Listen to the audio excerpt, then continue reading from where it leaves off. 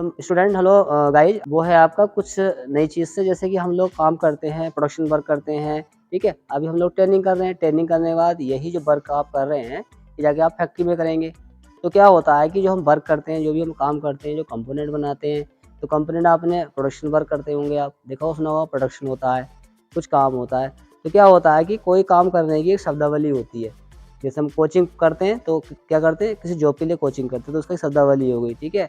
ITI कर रहे हैं तो आईटीआई इसलिए है कि टेक्निकल हमें कोई जॉब पानी है, तो उसके लिए टेक्निकल एक शब्दावली होगी। ऐसे ही जब प्रोडक्शन वर्क होता है, काम होता है, कोई हम जॉब बनाते हैं, ठीक है। तो जो जॉब हम कम मात्रा में बना रहे हैं, अधिक मात्रा में बना रहे हैं, ठीक है, या उसको हमने स्टॉप कर दिया है, तो उन चीज़ों की नामावली होती है, ठीक है। जैसे मोबाइल आजकल एंड्रॉयड आ रहे हैं तो उसमें बहुत सारी एप्लीकेशन होती है, वो कैसे आपकी आगे रन करती हैं, ठीक है। तो उसी हिसाब से उनका नाम होता है कि एंड्रॉयड फ़ोन है, ठीक है। पहले कीपैड फ़ोन आते थे, उसी टाइप से हम जो वर्क करते हैं उसका क्या-क्या नाम है आपको मैं क्लियर कर दे रहा हूँ। पहले आता है कलेक्टिव असेंबली।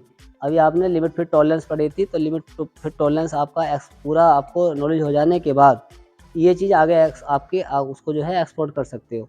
क्योंकि जब आपको लिमिट फिट टॉलरेंस आपको कोई जॉब चेक करना आ जाता है, तो लिमिट के अकॉर्डिंग ही वो सब जानकारी आपको हो जाती है। तो उसके बाद में ये चीज़ शुरू होती है, क्योंकि आप तभी प्रोडक्शन कर सकते हो, तभी आप अपना काम कर सकते हो जब आपको मैनेजमेंट की नॉलेज हो, आपको टेक्निकल वर्क की नॉलेज हो। कितना माइक्रोन हमको छूट देनी है, कितना जो प्लस में बनाना है, कितना जो हमें माइनस में बनाना है, ठीक है।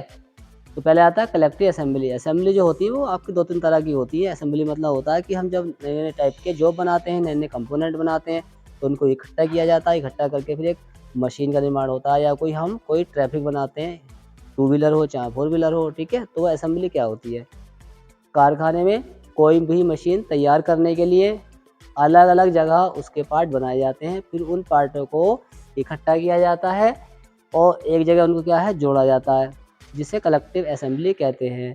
जैसे पंखे हुए, सिलाई मशीन हुई, इत्यादि बहुत सारी मशीन्स हैं। जैसे बात आई पंखे की, तो पंखे क्या होता है, मान ली कोई कंपनी पंखा बना रही है, आजकल अब तो बहुत सारी नई-नई कंपनी आ गई हैं, ठीक है। तो ये कंपनियाँ करती है, पंखे के पर जो होते हैं वो अलग किसी कंपनी से बनवाती है, उसका बेयरिंग कहीं और से लेती है, उसके अंदर जो शाफ्ट पड़ती है वो शाफ्ट कहीं और से लेती है, उसका जो आर्मेचर होता है हो सकता है वो कहीं और से लेती है। सारा सामान उन्होंने लिया बाज़ार से या कंपनी से लिया और उठा करके अपने यहाँ उसको फिट कर दिया। जैसे कि बहुत सी जो प्रोडक्ट वाले कंपनियाँ होती हैं तो क्या करती हैं, वो डिफरेंट जगह से सामान मँगाती हैं और अपना मोहर लगा देती हैं, वो उसके नाम से वो प्रोडक्ट बिकता रहता है, ठीक है। तो ऐसे ही अब सिलाई मशीन है, तो हो सकता है सिलाई मशीन का जो चेसिस पार्ट है वो कहीं और से बनता हो, उसमें सुई पड़ती है, सुई कहीं और से बनती होगी, ठीक है। उसमें स्टॉपर्स होता है, वो हो सकता है स्टॉपर कहीं और से बनाता हो। सबको उन्होंने बाज़ार से लिया या किसी कंपनी से लिया और उन्होंने उठा करके एक मशीन तैयार कर दी। तो इसे बोलते हैं कलेक्टिव असेंबली करना।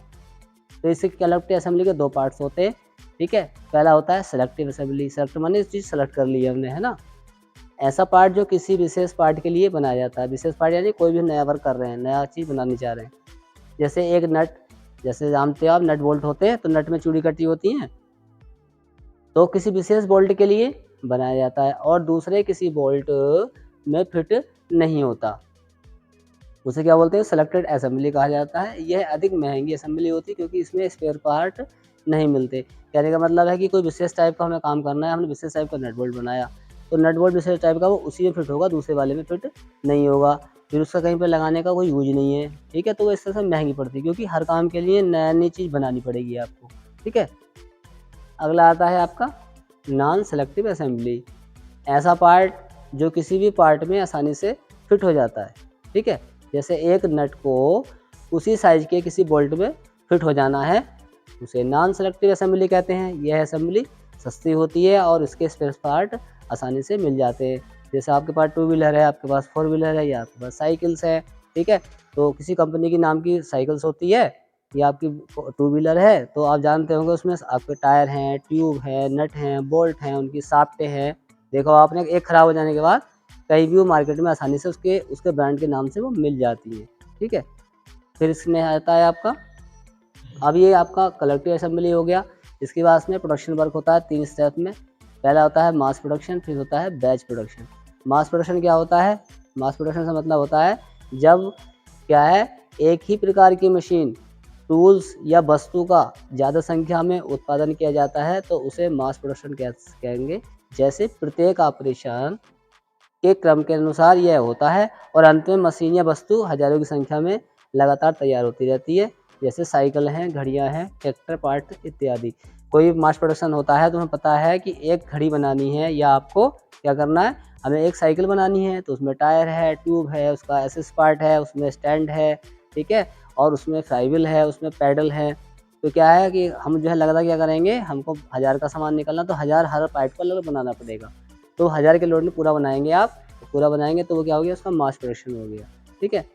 और ये आधार किस पर निर्भर करता है, ये आपके निर्भर करता है आपके ऑर्डर पर। जितना आपको ऑर्डर मिलेगा उस हिसाब से हम उस चीज़ को ज़्यादा प्रोडक्शन करते हैं, ज़्यादा प्रोडक्ट करते हैं, ठीक है। नंबर अगला आता है बैच प्रोडक्शन। बैच प्रोडक्शन का मतलब होता है जब वस्तु, मशीन या औजार का कुछ निश्चित संख्या में उत्पादन किया जाए तो उसे बैच प्रोडक्शन कहते हैं। इसमें छोटे-छोटे लॉट में उत्पादन किया जाता है। इसमें भी पूरे समूह या बनाई जाने वाली वस्तु के ग्रुप ऑपरेशन क्रमबद्ध तरीके से होते हैं। जैसे कि आप लोग प्रैक्टिकल करते हैं तो आपको फाइलिंग करनी है, आपको टर्निंग करनी है, आपको उसमें थ्रेडिंग करनी है, ठीक है। उसके बाद जो क्या होता है, कंप्लीट होता है। तो इस टाइप से क्रमबद्ध तरीके से हर काम को किया जाता है। सपोज करो कि एक मशीन पे सेटिंग लगा रखी है हमने, कॉपी सेटिंग लगा रखी है। एक मशीन पे क्या कर रखा हमने, उसकी थ्रेडिंग का वर्क कर रखा है।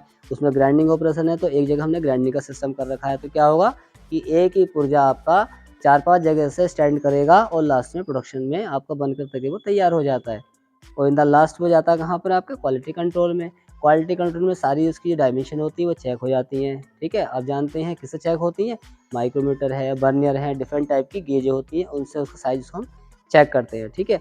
जो साइज़ के अकॉर्डिंग नहीं होते हैं या तो रिवर्किंग है तो उनको पीला पेंट लगा कर हटा दिया जाता है, और जो ओके होती है उनको ग्रीन पेंट लगा करके बिल्कुल उनको क्या होता है, असेंबल के लिए या उनको हम स्टोर में डाल देते हैं। और जो रिजेक्ट पीस होते हैं उन रिजेक्ट पीस पर जहाँ का हिस्सा रिजेक्ट होता है उस जगह पर लाल पेंट लगाया जाता है और वो हटा देते हैं, ठीक है, ताकि वो दूसरे हमारे प्रोडक्शन वर्क चीज़ में मिल ना पाए, ठीक है। तो इसमें ये कह रहे थे कि पूरे समूह बनाने से क्या है, ग्रुप ऑपरेशन कर देते हैं। मान लीजिए दो एक ही ऑपरेशन हमने क्या किया, एक बच्चे को दे दिया, फिर वो ग्रुप में बता दिया कि 4 लोग काम कर रहे हैं तो 4 लोग ये काम करेंगे। तो उससे क्या है, हमारा प्रोडक्शन वर्क जल्दी-जल्दी हो जाएगा, ठीक है। वीडियो को लाइक करें, शेयर करें और चैनल को सब्सक्राइब कर लें। धन्यवाद।